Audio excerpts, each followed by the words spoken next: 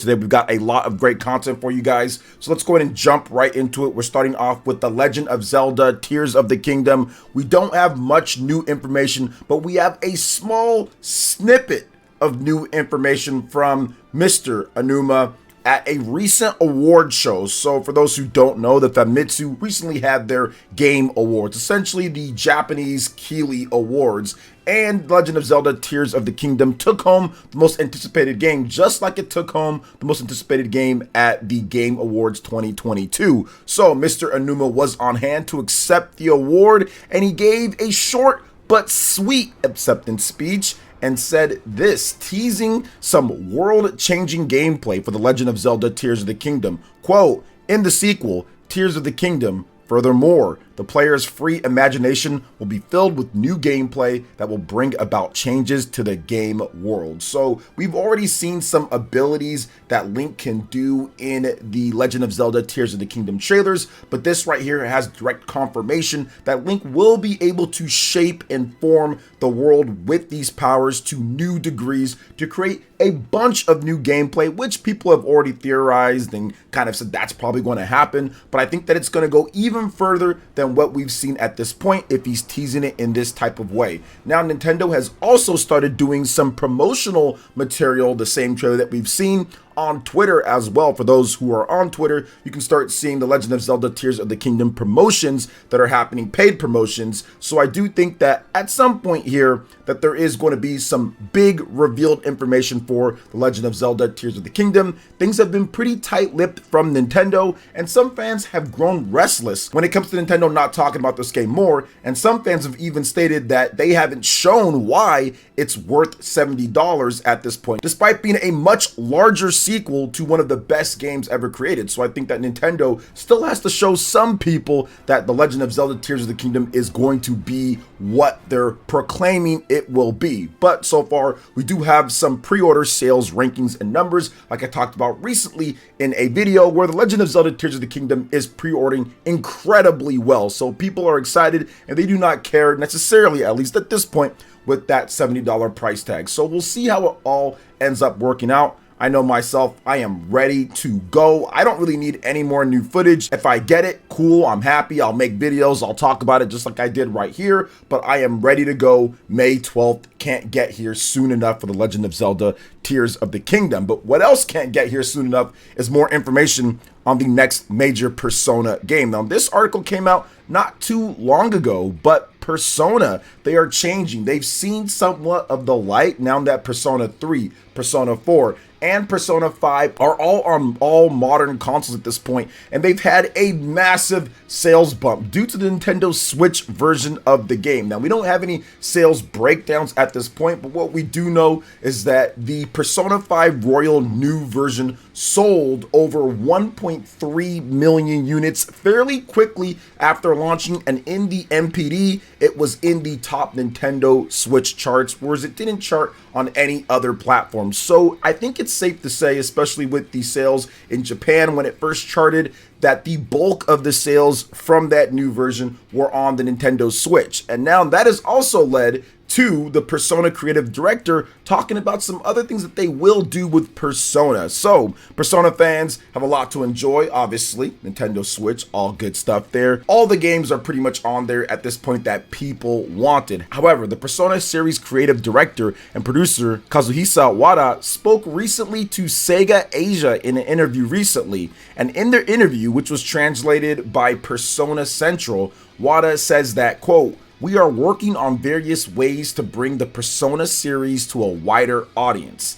As for the franchise's future, all Wada said is that, quote, I can't say any specifics at this time, but please look forward to it." So we recently got a brand new mobile game. We have the Persona 5, the Phantom X, which is coming to mobile, so Android and also iOS, in addition to play testing with PC at this point. They haven't really talked about it being a worldwide thing and being localized in a lot of different countries and all that. Seems like it's going to be China for just now, or maybe parts of Asia, so we have to wait for more information, but that looks incredible, and it's more Persona on other platforms. So I do think that that is the first wave in terms of them and their new strategy, along with what they did with Persona 3, Persona 4, and Persona 5. But it really started with Persona 4 Golden, taking that game from the Vita, which it was trapped on and been old at that point, and finally 10 years later putting it on the PC via Steam, and that's selling 1 million units.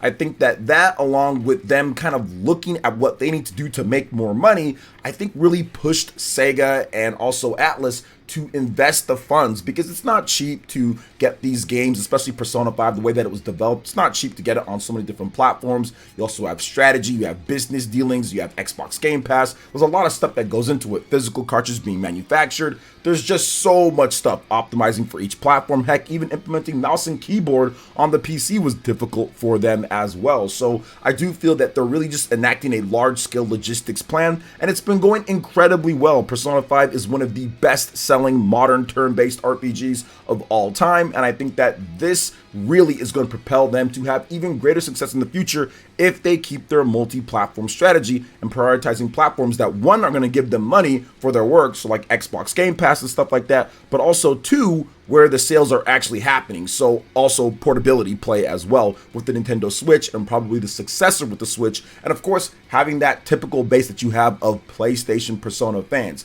If you can extract money from all of these audiences, you can sell 5 million units instantly when you launch and go on to sell 10 million units plus, like they've done with the cumulative sales of all things Persona 5. Persona 5 Strikers, Persona 5 the original, Persona 5 Royal, all the different versions. If you add up everything, this is a large deal for them. So I feel that Persona has even more to grow, and I think that we'll probably see something with Persona 6 within the next year or so, maybe at a concert or some type of special briefing that Sega and Atlus have, or maybe early next year they show it off. But I do feel that Persona 6 is coming, but I think that they're probably going to want to put Persona 6, if it's going to be multi-platform, or if they're going to have it on these current generation platforms, they're probably going to want to wait till Nintendo's next system, because that will be a big boost to their sales for people in Japan and the large amount of Nintendo fans that are now buying Persona games on the Switch, because they're all doing really well. Persona 3, Persona 4, and also Persona 5 Royal. So very interesting, and I'm looking forward to seeing more, but also looking forward to seeing more. And very soon here, Sonic Frontiers is getting a big sights, sounds, and speed update on March 22nd. So Sega will release the sights, sounds, and speed update for Sonic Frontiers on March 22nd at 5 p.m. PT, 8 p.m. ET. The company has proudly announced, they have the direct time on there as well. It is the first of the 3 Sonic Frontiers content updates slated for 2023, and it adds new features, including a jukebox, photo mode, and brand new gameplay challenges. So here's a little bit of an overview from Sega. New challenge modes. After completing the main story campaign, players can access new challenge modes, Cyberspace Challenge and Battle Rush, via the title screen. The Cyberspace Challenge is a time attack mode where players will compete against the clock to complete multiple cyberspace stages in a row. Additionally, Sonic Frontiers will offer Battle Rush, a timed battle mode where you fight multiple enemies, guardians, and titans in one go. And I absolutely love challenge modes and battle modes like that. It's always great to get that, whether it's in the base package or they add it as extra content. Remember, Metroid Dread had a fantastic boss rush mode and dread modes being added in. So I love when they do that, and it's all free updates too, so that's the best part about it. We also have the photo mode to capture memories of their time on the Starfall Island. Players can open the pause menu to access photo mode, which will pause gameplay and bring a camera that is freely movable. Shout out to all the photo mode players out there. Me, I never use it, but hey, it's one of those things that's pretty cool for those who want it. And the next up is the all-important jukebox, considering how great Sonic music is. Now players can listen to their favorite Sonic songs all throughout the Starfall Island with the new jukebox. With 53 song tracks available, players will have instant access to 13 songs and can unlock the remaining 40 songs songs by collecting sound memories on each island. So tying it to gameplay, that's really cool. Pushes players to go and collect everything out there. And the 2 remaining updates will add new features, challenges, playable characters, and more. And of course, Sonic Frontiers is now available on all of the modern platforms at this point. And yeah, this is a very good update, and I'm really happy that they're sticking with it. Usually by this point, we're probably hearing about the next 3D Sonic game, or how Sega's sales didn't stack up, or how the game was a failure and the fans are in chaos, but not this time around. Sonic Frontiers was good enough. Now, was it incredible? No. Was it great? Maybe not. Was it good? Okay, I think it was there. That's where we have it, and I think that you can take that base, that foundation, and build upon it to make something even better. But the best thing about it is that the fans, the people that are the hardcore Sonic fans, they like this game a lot, and that's what's important. They're the ones who went out there and spent their money and bought the game, and it sold over 2.5 million units. I think it's going on 3 million units plus. That is a huge success for the Sonic franchise, and I just want to see them get better. But I think that this is great that they're building upon their foundation here, and they're probably going to use this, which they've already stated, so it's not even probably, they are going to use Sonic Frontiers as the base for the next game. So they're just going to improve upon what they've already done, making an even better game. So Sonic Frontiers 2 or Sonic whatever they're going to call it, but it's going to be in the theme. This is what they're going with, and they're going to stick with that instead of completely upending the T-table and starting over like they usually do with Sonic games. So I'm very happy to see this update, and I'm very happy to see them continuing to add value and content to the game. Now, last up, we're going to talk about a title that I've never played, but I'm definitely thinking about getting into at this point because it looks really good, but it also emphasizes why a worldwide push for level 5 is the best thing to do, because now I'm interested in this because it's not going to be some other type of where it comes out in all these different regions and it's weird and obscure. They're doing it worldwide. So level 5, Megaton Musashi Wired. Now we have some more information on this game. They talked about it at the recent level 5 Vision event, and I never got around to talking about it because I was head over heels in love in Deca Police, but I want to talk about this game because it looks really good. Now, during the level 5 Vision event, level 5 announced Megaton Musashi Wired, an international version of 2021's Megaton Musashi set to release for the PS5, PS4, Nintendo Switch, and PC via Steam. Now, for those who are unfamiliar with Megaton Musashi, which that's me, this game was originally announced as a multimedia project back in 2016. An anime series aired in 2021, and the original Megaton Musashi video game